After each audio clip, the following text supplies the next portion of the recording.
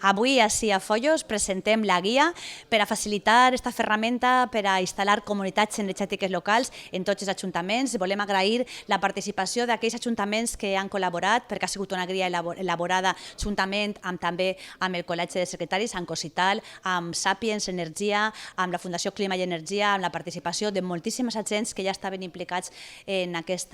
camí, que entenem que és importantíssim. És importantíssim que els municipis puguen tindre aquesta ferramenta per tal de facilitar-les la tramitació tant burocràtica, administrativa, jurídica, que implicaria el fet de poder instal·lar comunitats energètiques locals. Nosaltres estem molt agraïts que la Diputació hagi triat Follos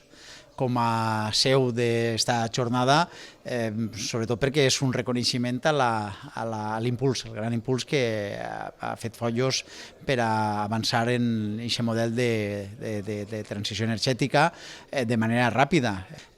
Només unes xifres, nosaltres destinàvem en el 2015 un 6% del pressupost a pagar l'energia i ara paguem o destinem un 2% del pressupost a pagar aquesta energia. Acabarem la legislatura amb 6 instal·lacions solars